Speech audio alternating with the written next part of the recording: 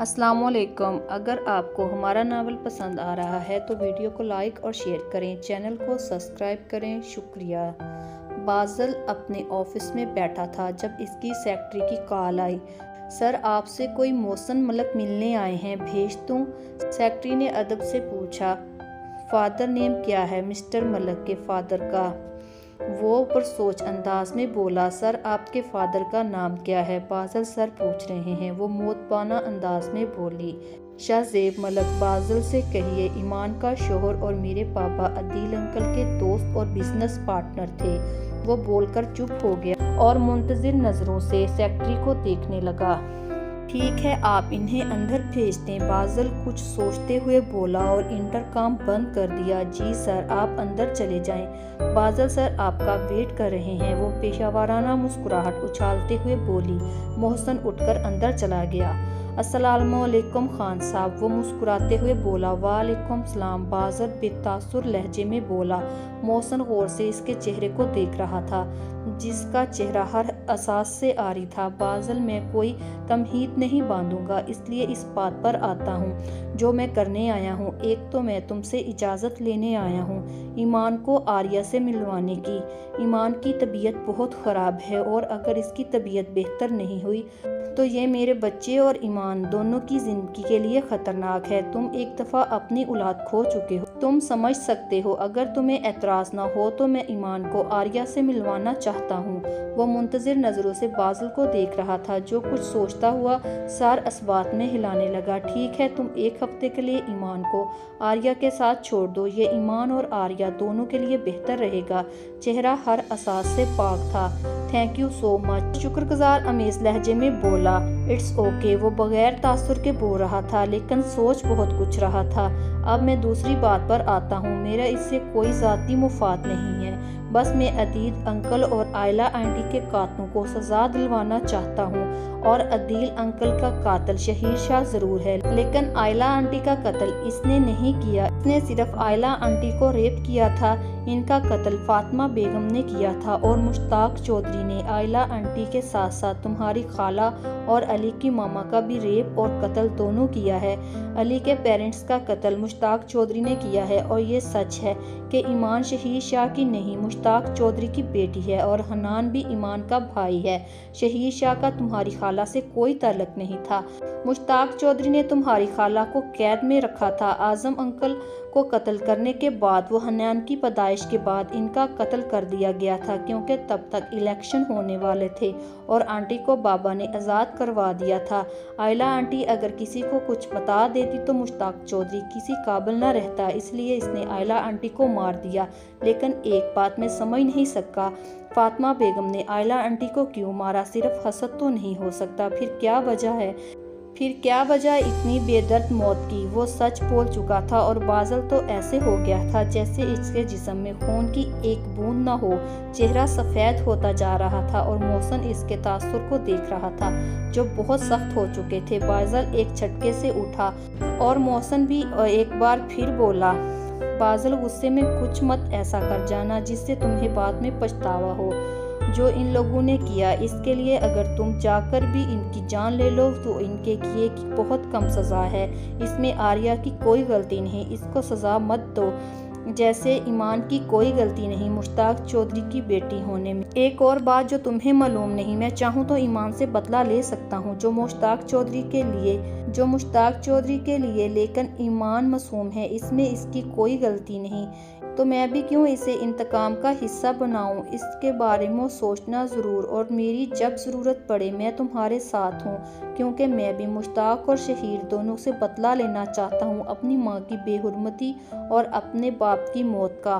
محسن کے تاثر سخت ہو گئے۔ ٹھیک ہے، اب ان میں کوئی نہیں بچ سکتا، اب ان کو حساب دینا ہوگا اپنے کیے کا، وہ نفرت سے کہتا چلنے لگا۔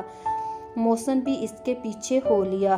آریہ اسی سوچ میں گم تھی کہ ایمان نے یہ بات کیوں کی۔ یہ بات بہت بڑی تھی جو کہ ایمان نے اتنی آسانی سے کر دی، اور آریہ سوچ رہی تھی کہ باسل سے پوچھ کر رہے گی سچ کیا ہے جس کی وجہ سے باسل نے اس سے شادی کی۔ ابھی وہ اپنی سوچوں میں گم تھی جب باسل اندر آیا۔ باسل کے قدم لڑکھڑا رہے تھے۔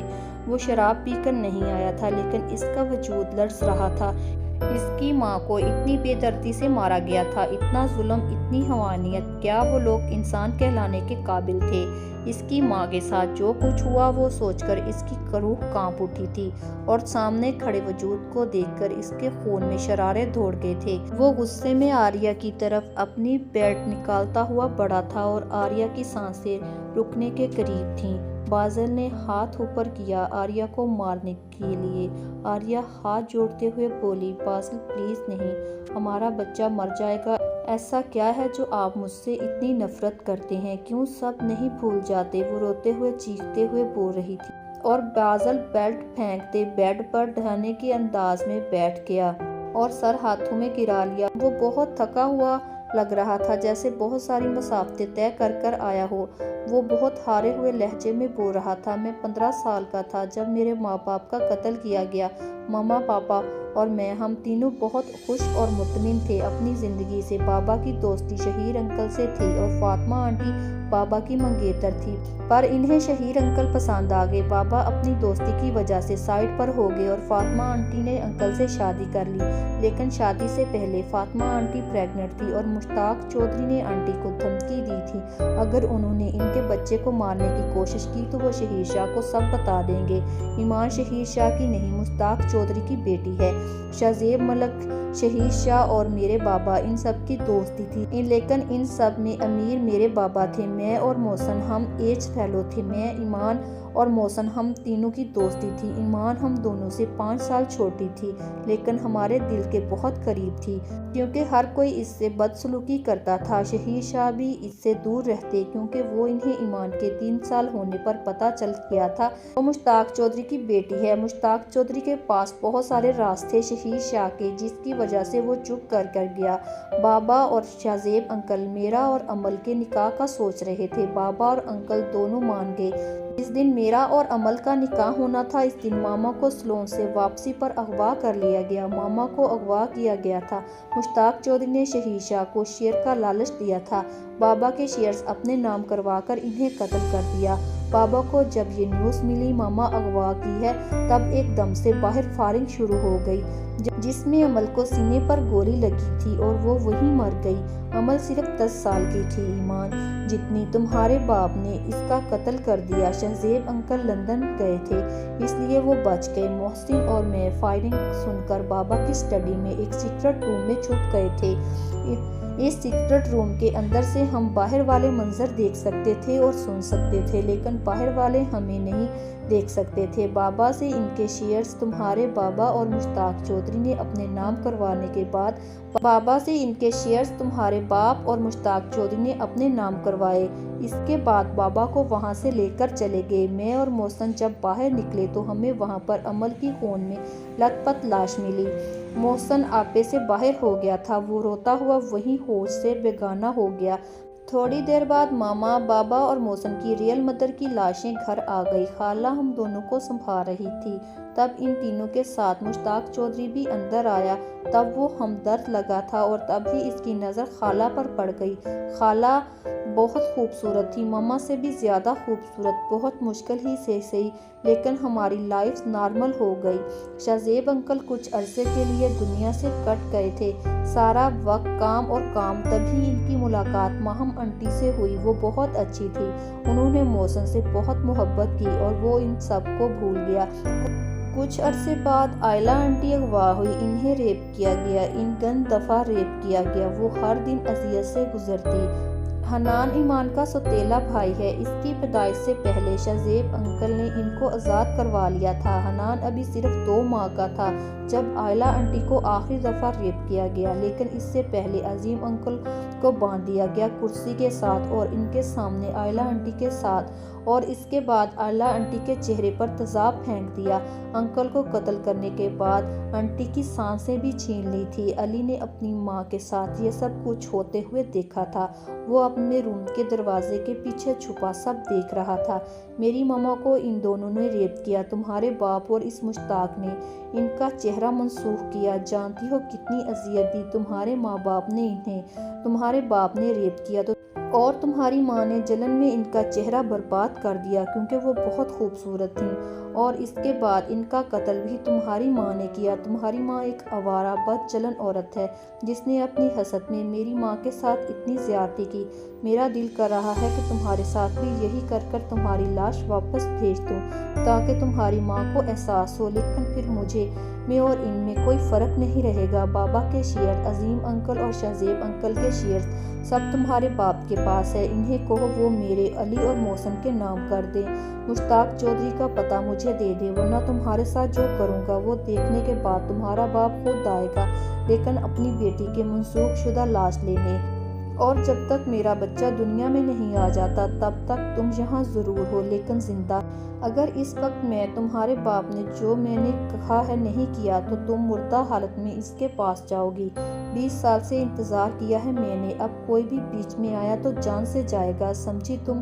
وہ غصے سے چیخا تھا لیکن آواز میں نمی تھی۔ آریہ اس بات میں سر ہلاتی ہوئی بولی، کیا آپ ہی کو پتہ ہے کہ وہ؟ اس نے بات ادھوری چھوڑ دی۔ نہیں، اسے کچھ نہیں پتہ اور نہ ہی تم بتاؤ گی اسے کچھ۔ فی الحال وہ ابھی اس کی حالت ایسی نہیں ہے کہ وہ برداشت کر سکے، کیونکہ ابھی وہ یہ صدمہ نہیں برداشت کر پا رہی کہ اس کی ماں اور سوتیلا باپ قاتل ہے۔ اس سے پہلے کہ وہ کچھ اور کہتا آریہ لہرا کر زمین پر گر گئی۔ بازل ہڑبڑا گیا آریہ کے گرنے پر۔ بازل نے جب ڈاکٹر کو بلایا تو اس نے آریہ کا چیک اپ کیا اور بولا، خان صاحب یہ صدمے سے بے ہوش ہوئی ہیں، آپ کی وائف اور بیوی دونوں ٹھیک ہیں، لیکن ان کو سٹریس مت دیں، یہ ان کے اور بیوی دونوں کے لیے ٹھیک نہیں ہے، سمجھ رہے ہیں نا آپ؟ وہ پروفیشنل انداز میں بول رہا تھا۔ بازل اس بات میں سر ہلا رہا تھا۔ ڈاکٹر جا چکا تھا اور بازل آریہ کو دیکھ رہا تھا جس کو وہ کتنی تکلیف دے چکا ہے۔ وہ اسے محبت کرنے لگا تھا، لیکن آریہ کے ماں باپ سے نفرت نے اس کی محبت کو کتنی اذیت دی تھی، لیکن ابھی وہ وقت نہیں آیا تھا کہ بازل اپنے جذبات کو قبول کرتا۔ المیر سے یہ بات برداشت نہیں ہو رہی تھی کہ آریہ بازل کی بیوی بن چکی ہے۔ ایمان بازل سے پرمیشن لے کر آریہ کو ساتھ لیے شاپنگ کرنے آئی تھی۔ ایمان کی پریگننسی کو 7 ماہ ہو چکے تھے اور آریہ کی کو 5 ماہ۔ وہ بیبی شاپ میں تھی جب آریہ کو ایک بچی شاپ کے باہر روتی نظر آئی۔ آریہ اس کی طرف گئی، اسے گود میں اٹھانے ہی لگی تھی جب کسی نے اس کے منہ پر ہاتھ رکھا اور آریہ ہوش سے بیگانہ ہو گئی۔ ایمان اسے ڈھونڈتی تھک گئی اور تھک ہار کر اس نے محسن کو کال کی اور محسن نے بازل کو۔ بازل آریہ کو ڈھونڈ رہا تھا بغیر بھوک پیاس کی پرواہ کیے۔ جب بازل کو آریہ نہیں ملی، ہر اس جگہ جہاں اس نے ملنے کا امکان تھا، وہ تھک ہار کر گھر آ گیا۔ ابھی اسے آئے ہوئے 10 منٹ ہوئے تھے کہ اس کا فون بجا، نمبر ان نون تھا۔ اس نے 1 سیکنڈ کی بھی دیر کیے بغیر کال اٹینڈ کر لی۔ اس سے پہلے بازل کچھ بولتا المیر بول اٹھا، کیسے ہو خان صاحب؟ اپنی بیوی کو مس تو کر رہے ہوگے، فکر مت کرو وہ بالکل ٹھیک ہے۔ ان 6 گھنٹوں میں وہ بہت دفعہ مجھ سے منتیں کر چکی ہے کہ میں اس کو چھوڑ دوں، وہ تمہارے بچے کی ماں بننے والی ہے، میں اس کو کچھ نہ کہوں، لیکن وہ یہ بھول گئی تھی کہ المیر شاید اس کو برباد کر دیتا ہے جو اسے چھوڑ دے۔ تمہارے پاس 10 منٹ ہے بازل خان، اپنی بیوی کو ڈھونڈ لو، ورنہ جیسی موت تمہاری ماں کو دی تھی نا، ویسے بلکہ اس سے بھی بدتر موت تمہاری بیوی کی ہوگی۔ یور ٹائم سٹارٹ ناؤ، وہ تمخصر سے کہتا کال کاٹ چکا تھا۔ آریہ کو جب ہوش آیا تو وہ گودام میں ایک کرسی کے ساتھ بندھی ہوئی تھی۔ آریہ بازل کا نام لے رہی تھی اور المیر بازل کا نام سنتے ہی بھڑک اٹھا تھا۔ وہ آریہ کی طرف بڑھ رہا تھا اور آریہ کے منہ پر ایک سناٹے دار تھپڑ مارا اور اشتعال انگیز لہجے میں اس کا منہ تپوچتے ہوئے بولا، اسی کے لیے مجھے دھوکہ دیا تھا نا تو نے؟ اب اس کے سامنے تجھے تیری موت تک پہنچاؤں گا۔ میں نے تو صرف تیری وجہ سے ایک خوبصورت جسم چھوڑا تھا، وہ اپنی محبت اور بچہ دونوں چھوڑے گا، وہ تنفر سے کہہ رہا تھا جب دروازہ کھلا اور جو اندر آیا اس کو دیکھ کر آریہ اور المیر دونوں ہی حیران ہو گئے، کیونکہ وہ جس کی توقع کر رہے تھے وہ یہ نہیں ہو سکتا تھا۔ تم یہاں کیا کر رہے ہو؟ المیر غصے سے بولا، وہی جو بازل کرنے والا تھا، لیکن ہونا میرے ہاتھوں سے ہے، وہ مزے سے بولا، اور المیر کی حالت خراب ہو رہی تھی۔ مزید ناولز کے لیے ہمارے چینل کو سبسکرائب کر لیں۔ اگر ویڈیو پسند آئی ہو تو ویڈیو کو لائک اور شیئر کریں، چینل کو سبسکرائب کریں۔ شکریہ۔